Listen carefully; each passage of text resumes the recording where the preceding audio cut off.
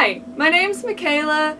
I'm from Albany, Oregon. My major is poultry management, and after I graduate, I plan to become a manager of a ostrich and emu hatching and processing facility. I'm super excited about it, and I hope that this course can help me on my journey. Let's get to cracking open the secrets of hatching. I wanted to share a fact with you.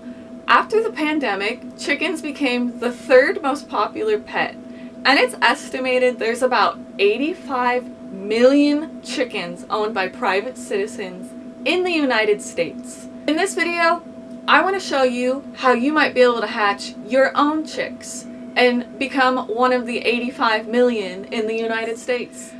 First, I want to show you how to prepare your incubator. As you can see, this is my incubator here. It is a GQF 1500 Professional Series. The one behind me is a hatcher. It is an older model. I do not remember what model it is. This one has electronics and an on-off switch, making it nicer, and it also has automated turning, whereas the hatcher does not. So to get started, you want to make sure your incubator is clean. You don't want to have any old eggshells, any dried poop, blood, nothing. So to clean it, you can have a Dawn dish soap, vinegar, anything that is environmentally friendly. You can wipe it out with a rag. However, some people put inserts in the bottom for every time that a chick hatches, they can just take it out and throw it away. I personally clean my incubator through before and after each hatch, just to keep everything clean and running smoothly. Turning on and fine tuning. First, you're going to plug your incubator in. If yours is like this one, you're going to have a switch, so turn the switch on as well. Back here, there is a sensor that tells you what the temperature is set at, and you can also get a hydrometer to put into your incubator to tell you what the humidity is. I here have a bucket system for my water reservoir, which is really nice. I only have to fill it once a week. It pretty much is automated humidity. So the water will drain out of this bucket here down into this tube, which leads inside the incubator into something that looks like this. However, in this incubator, there's also something attached to this that controls the water level. You can also see it's important to have wick pads that can adjust the humidity. So if you need higher humidity, add more. If you need less humidity, take these out. So once you have gotten your parameters set for what you need, for chickens, it's going to be 99.5 with 45 to 55% humidity. For ostrich or emu, it's going to be 97.5 and around 30 to 35% humidity. For Rhea, which is another breed of ratite, it's going to be 97.5 and around 45 to 55% humidity. Placing eggs for incubation. To start off, you want to choose the right eggs. You don't want to choose an egg that looks abnormal, is oddly shaped, has bumps. You want to make sure the egg is smooth, is normal looking, average size, so that way you have the best chance at hatching. When placing the eggs, there are a few different ways you can do it. For this model, it has arms, so I use something called an egg tray. As you can see, it has holes for the eggs, and I'm going to show you how I place them. It's going to be pointy side down into the egg tray, and this is important to know. Pointy side down because there is something in the egg called an air cell at the rounded end. The air cell is important for the chick to hatch. If you have it on the bottom, then there's a possibility it can raise bacteria up through the egg and cause some weird issues. So it's best recommended to lay them like this. You can also lay them on their sides if you have hatching baskets. I also have different sized egg trays for different sized eggs. You can see this one's smaller, and it is for quail. As you can see, the quail eggs fit nicely in there. Again, pointy side down. For bigger birds like peafowl and ducks and geese, there are bigger size holes, as you can see for this one. And then I personally use egg baskets for larger eggs, such as an emu egg, like so, and it would be placed in there. Sometimes I will place them with a spring like this if I don't have enough to hold all the eggs in place. This just helps so they don't rattle around so much. Once you've placed your eggs into your trays, you're ready to start incubating. Making sure that your parameters are where you need them, you can go ahead and set the eggs into the incubator. I already have eggs in here, so I'm going to go ahead and just open it and show you what's going on.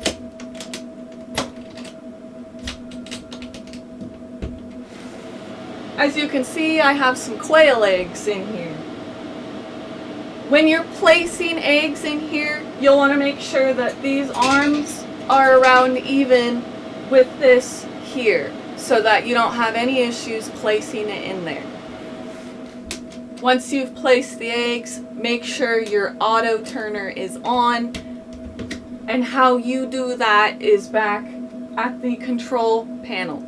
Here I wanted to also add a demonstration video of what an ostrich incubator could look like. If you pay attention, you can also see that the auto turner is able to be moved manually. Most incubators have this option. During incubation and into lockdown, after you've placed your eggs in and they have incubated for about 7 to 10 days, you can candle them to check on development. What you want to see is veins and potentially a small little baby in there.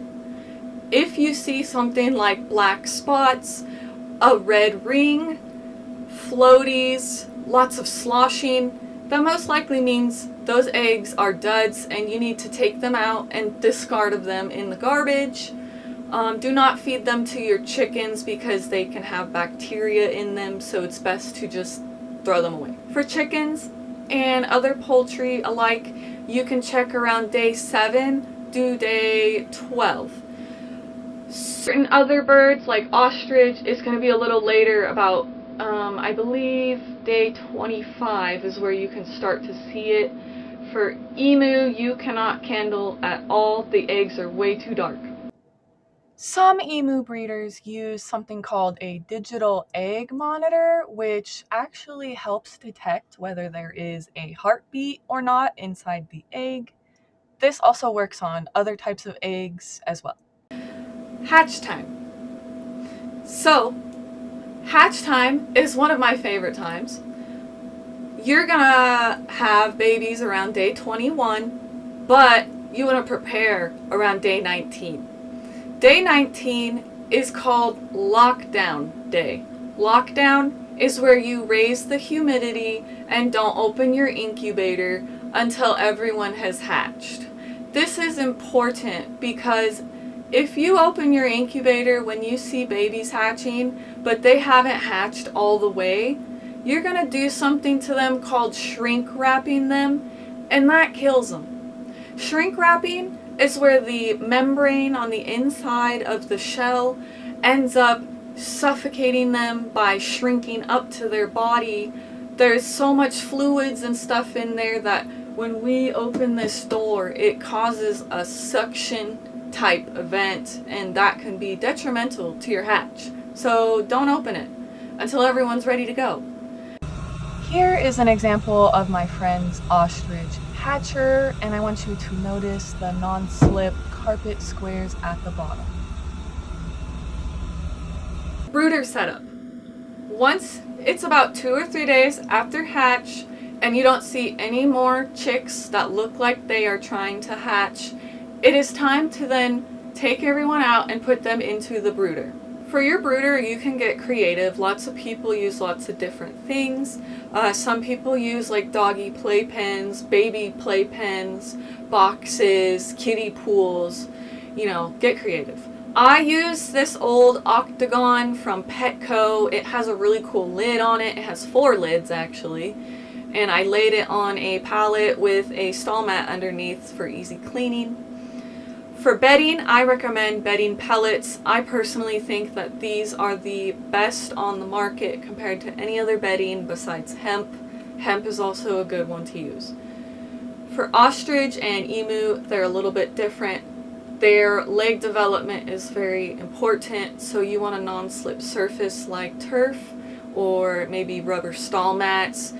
Some people use carpet, gravel, sand.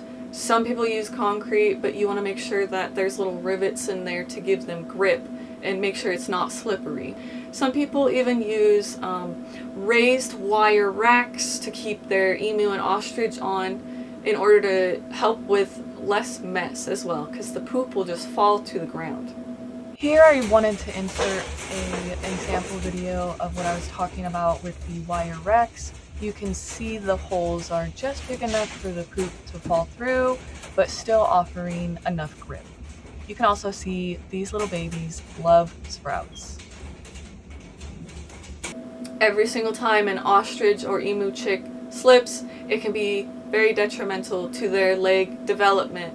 And if they do not have legs, they cannot live.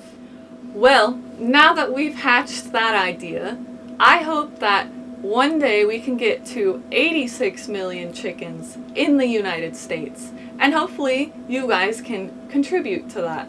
So thank you for joining, and I look forward to any questions you guys have.